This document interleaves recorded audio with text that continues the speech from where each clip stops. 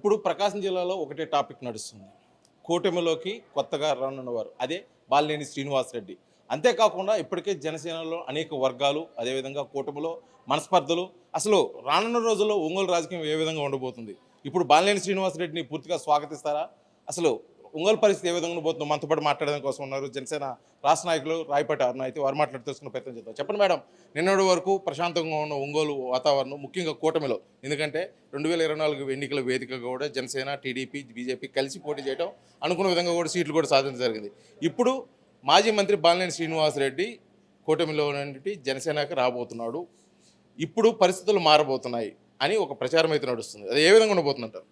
పరిస్థితులు మారే మాట నిజమేనండి. కానీ అది కూటమికి వ్యతిరేకంగా కాదు. అది వైసీపీకి వ్యతిరేకంగా మారుతాయి పరిస్థితులు కూడా. రాజకీయ వైరిని బలహీనపరచాలన్నదే కూటమి యొక్క ప్రధాన ఉద్దేశం. అందులో భాగంగానే వైసీపీకి బలంగా ఉన్నటువంటి నాయకులు ఎవరైతే ఉన్నారో వాళ్ళందరినీ కూడా వైసీపీ నుంచి దూరం చేసి కూటమిలోకి తీసుకొని కూటమిని బలపరుచుకోవాలన్న ప్రధాన ఉద్దేశంతో మేము వెళ్తున్నాము. అందులో భాగంగానే వాసు గారిని జనసేన పార్టీలోకి ఆహ్వానించడం జరుగుతోంది. రాబోయేటువంటి స్థానిక సంస్థల ఎలక్షన్స్లో కూడా ప్రకాశం జిల్లాలో పార్టీ అనేది బలోపేతం దిశగా వెళ్ళాలి కాబట్టి, నిలబెట్టుకున్న అభ్యర్థులను గెలిపించుకోవాలి కాబట్టి, దానికి ఆర్థికంగా, రాజకీయంగా అనుభవజ్ఞులు, బలవంతులైన నాయకులు పార్టీకి అవసరం ఉంది కాబట్టి ఈరోజు బాలినేని శ్రీనివాసరెడ్డి గారిని జనసేన పార్టీలోకి తీసుకోవడం జరుగుతుంది. ఇందుకు సంబంధించి కూటమిలో ఏమైనా వ్యతిరేకతలు అట్లా ఏమైనా ఉన్నాయని చెప్పేసి కనుక అనుకుంటే, ఒకవేళ అట్లాంటి మనస్పర్ధలు ఏమైనా కింది స్థాయి కార్యకర్తల్లో కనుక ఆగ్రహావేశాలు అలాంటివి ఏమైనా బయటపడితే అవి పార్టీ అధిష్టానాలు చూసుకుంటే తప్ప కింది స్థాయిలో జనసేన కార్యకర్తల నుంచి మాత్రం ఎలాంటి వ్యతిరేకతలు ఉండవు. కూటమిలో కార్యకర్తలు ఎవరైనా గతంలో జరిగినటువంటి రాజకీయ పరిణామాల దృష్ట్యా ఇబ్బందులకు గురయ్యి గనక వాళ్ళ యొక్క ఆవేశాన్ని ఏమైనా తెలియచేసినప్పటికీ కూడా వాళ్ళ అధిష్టానాలు వాళ్ళని సమర్థించుకునే, సర్ది చెప్పుకునేటువంటి ప్రయత్నం వాళ్ళు చేస్తారండి. అది పైనుంచి నాయకత్వం నడిపించింది ఈ విషయాన్ని జిల్లాలో కూడా. అంటే ముఖ్యంగా బాలినేని శ్రీనివాసరెడ్డి పార్టీలోకి రావడం ప్రత్యేకించి ఇబ్బంది ఏం లేదు. కాకపోతే గతంలో జన సైనికుల మీద ప్రత్యక్షంగా కూడా కేసులు పెట్టడం, ఇబ్బందులు గురి చేయడం, జనసేన కూడా ప్రత్యక్ష పోరాటం అయితే బాలినేని శ్రీనివాసరెడ్డి మీద కూడా చేయలేదు. ఎందుకంటే అనేక అవినీతి ఆరోపణలకి పాల్పడ్డాడని చెప్పేసి. ఇటువంటి పరిస్థితుల్లో జనసేనలోకి బాలినేని శ్రీనివాసరెడ్డి వస్తే జన సైనికులు ఏ విధంగా తీసుకుంటారు? అంటే ఇది వ్యతిరేకంగా పోదంటారా? నడిచే నాయకుడిని బట్టే వెనకాల నడిచే క్యాడర్ ఉండిద్ది క్లియర్‌గా. జగన్మోహన్ రెడ్డి అనే వ్యక్తి అవినీతి దారిలో వెళ్ళాడు కాబట్టి ఆయన వెనకాల నడిచిన వ్యక్తులు కూడా ఆ దారిలో వెళ్లేందుకు ఆస్కారం కలిగించి ఉండొచ్చు బహుశా. బట్ ఇవాళ జనసేనలో పవన్ కళ్యాణ్ గారు ఎప్పుడూ నీతివంతంగా రాజకీయాలు చేసే వ్యక్తి కాబట్టి ఆయన అడుగుజాడల్లో నడిచే నాయకులు ఎంత పెద్ద నాయకులు అయినప్పటికీ కూడా పవన్ కళ్యాణ్ గారు లాగే రాజకీయం చేయాల్సిన అవసరం అయితే ఖచ్చితంగా ఏర్పడిద్ది. అందువల్ల ఈరోజు శ్రీనివాసరెడ్డి గారు మా పార్టీలోకి వచ్చినప్పటికీ కూడా బాలినేని శ్రీనివాసరెడ్డి గారు ఆయన ఖచ్చితంగా 100% జనసేన సిద్ధాంతాలకు అనుగుణంగానే నడవాల్సిన పరిస్థితి అయితే ఉండిద్ది. ఆ ఇన్స్ట్రక్షన్స్ అండ్ రెస్ట్రిక్షన్స్ కూడా పవన్ కళ్యాణ్ గారు పెట్టడం జరిగింది మొన్న కలిసినటువంటి భేటీలో. గతంలో ఉన్నటువంటి ఆరోపణలు ఏవైతే ఉన్నాయో వాటన్నింటినీ ఆయన రానున్న రోజుల్లో క్లియర్ చేసుకుంటారు. చట్టబద్ధంగా క్లియర్ చేసుకొని కంటిన్యూ అవుతారండి రాజకీయాల్లో క్లియర్‌గా. అంటే బాలినేని శ్రీనివాసరెడ్డి ఇంకా పార్టీలో చేరుతున్నాడన్న క్రమంలోనే ఈరోజు ఫ్లెక్సీల వివాదం ఈ రోజు అయితే ఒంగోలులో పెద్ద దుమారం రేపింది. ఎందుకంటే ఇది కావాలని వైసీపీ నాయకులు చేస్తున్న పని అని చెప్పేసి జన సైనికులు ఆరోపించిన పరిస్థితి. దీన్ని ఏ విధంగా తీసుకుంటారు? ఫ్లెక్సీలు అనేవి రాష్ట్ర వ్యాప్తంగా పెద్ద వివాదంగా అన్ని చోట్ల మారుతున్న విషయం మనందరం చూస్తూనే ఉన్నాము. కానీ కేవలం ఫ్లెక్సీల వివాదాల మూలంగా రాజకీయ సమీకరణాలు మార్చాలంటే ఇప్పుడున్నటువంటి పరిస్థితి దృష్ట్యా అది అయ్యే పని కాదు. మా ప్రధాన ఎజెండా వైసీపీని బలహీనపరచాలి. స్థానిక సంస్థల ఎలక్షన్లో ఖచ్చితంగా కూటమి అభ్యర్థుల్ని బలంగా నిలబెట్టి గెలిపించుకోవాలి.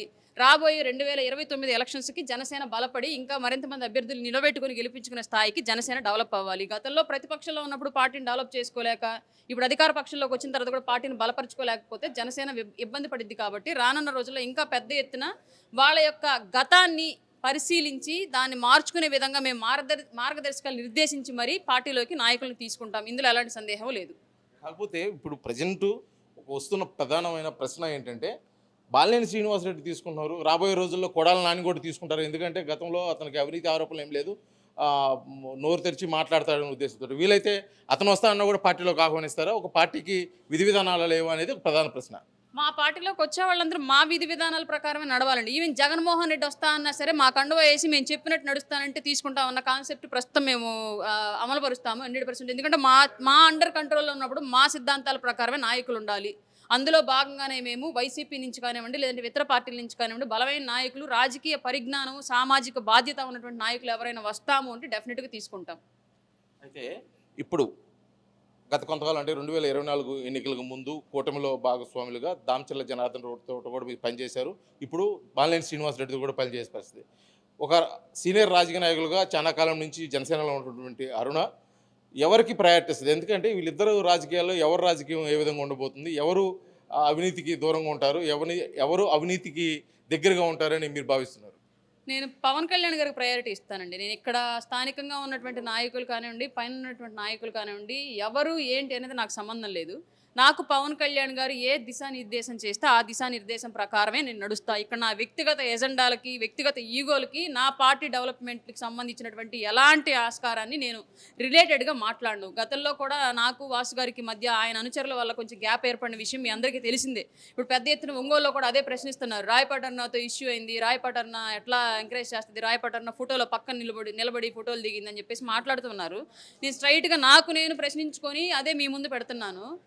ఫోన్లో అతని అనుచరుల ద్వారా జరిగినటువంటి డిస్టర్బెన్స్ వల్ల మా ఇద్దరి మధ్య వచ్చినటువంటి గ్యాప్కే నేను కనుక బాలినేని శ్రీనివాసరెడ్డి గారిని వ్యతిరేకించాల్సిన అవసరం కనుక వస్తే డైరెక్ట్గా ప్రస్తుతం ఇప్పుడు మా పార్టీలో ఉన్న కొందరు నాయకులు నా మీద డైరెక్ట్గా అటాక్ చేశారు. వాళ్ళతో కలిసి పనిచేశాను కదా నేను ఇప్పటివరకు. మరి అట్లాంటప్పుడు వీళ్ళని కూడా వ్యతిరేకించాలా, వీళ్ళని కూడా పార్టీల నుంచి పంపించండి అని చెప్పేసి అడగాల? ఇవన్నీ చేయలేను కదా. ఇప్పుడు నా వ్యక్తిగతంగా అరుణ ఒక్కదాని కోసం పవన్ కళ్యాణ్ గారు పార్టీ పెట్టాల. రాష్ట్రం కోసం, రాష్ట్ర ప్రజల భవిష్యత్తు కోసం పవన్ కళ్యాణ్ గారు పార్టీ పెట్టారు. ఆ పార్టీ నిర్మాణంలో భాగంగా ఆయన ఎలాంటి మలుపుల్లో ఎలాంటి నిర్ణయాలు తీసుకున్నప్పటికీ వాటన్నింటినీ మనసా వాచ కర్మణ ఆయన చేసినటువంటి దిశానిర్దేశం ప్రకారం సమర్థించుకుంటూ వెళ్ళి నా పార్టీని డెవలప్ చేసుకోవడం నా ముందున్నటువంటి బాధ్యత.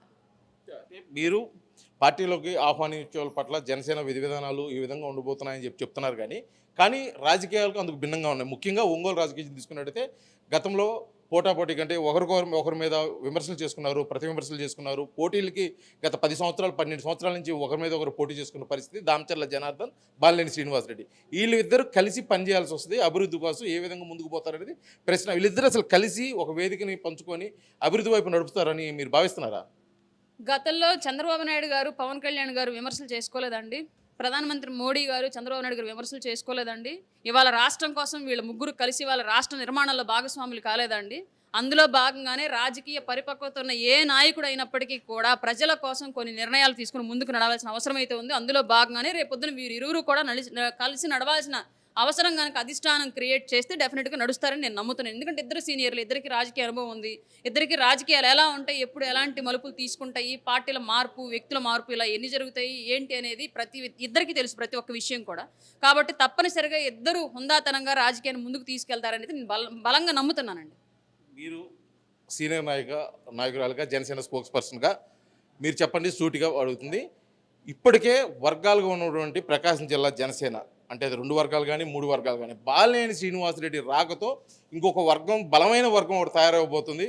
ఆ వర్గంలో అనేక మంది చేరబోతున్నారు. అందులో రాయపాట అరుణ కూడా ఉంది అనేది ఒక ప్రధాన ప్రశ్న. దాన్ని మీరు ఏమంటారు? నాకు పవన్ కళ్యాణ్ గారి వర్గం తప్ప ఇంకెవరి వర్గం తెలియదు జిల్లాలో. పవన్ కళ్యాణ్ గారి వర్గంలో కేవలం కార్యకర్తలు, అలాగే నాయకుడిని నమ్మి నడిచేటువంటి క్యాడర్ మాత్రమే ఉంటారు. ఇంకా సపరేట్గా ఎవరన్నా నాకు ఒక వర్గం ఉంది, నా వెనకాల వీళ్ళు వచ్చారు వాళ్ళు వచ్చారు అనుకుంటే వాళ్ళు పిచ్చోళ్ళు జనసేనలో నన్ను అడిగితే. పవన్ కళ్యాణ్ గారిని చూసి వీళ్ళ జెండాలు మోసిన వాళ్ళు, నా జెండాలు మోసిన వాళ్ళు తప్ప ఎవరు కూడా ప్రత్యేకించి రాయపటర్నోకో ఇంకొక సుబ్బమ్మకో పొల్లయ్యకో ఎవరికి వర్గాలు లేవు. ఇక్కడ ఒకటే వర్గం, కళ్యాణ్ గారి వర్గం ఉంది. ఆయన చూసి అందరి జెండాలు మోస్తున్నారు అంతే. మొత్తానికి కూడా ఇప్పుడు ప్రకాశం జిల్లా ఒంగోలు కేంద్రంలో జరుగుతున్నటువంటి రాజకీయం కేవలం అభివృద్ధి కోసమే తప్పితే ఎవరికి స్వప్రయోజనాలు లేవు. బాలినేని శ్రీనివాసరెడ్డి కాదు, వైఎస్ జగన్మోహన్ రెడ్డి జనసేనలోకి వచ్చినా సరే మా విధి విధానాలకి అనుగుణంగానే ముందుకు పోవాలో తప్పితే ఇక్కడ వర్గాలు లేవు. కేవలం అభివృద్ధి వైపే మేము చూస్తాము. అభివృద్ధి కోసం ఎవరు కలిసి ముందుకు వచ్చినా సరే వారు కలిసి నడిచడం కోసం అయితే జన సైనికులు ఎప్పుడు ముందు ఉంటారని చెప్పేసి కూడా రాయపాట అన్న అయితే తెలియజేస్తున్న పరిస్థితి. వీడియో జర్నలిస్ట్ లక్ష్మణ్తో శ్రీనివాస్, RTV ఒంగోలు, ప్రకాశం జిల్లా. మరిన్ని వీడియోస్ కోసం ఛానల్ ని సబ్స్క్రైబ్ చేయండి. లేటెస్ట్ అప్డేట్స్ కోసం వాట్సాప్ ఛానల్ ని ఫాలో చేయండి. అండ్ లింక్ డిస్క్రిప్షన్ లో ఉంది.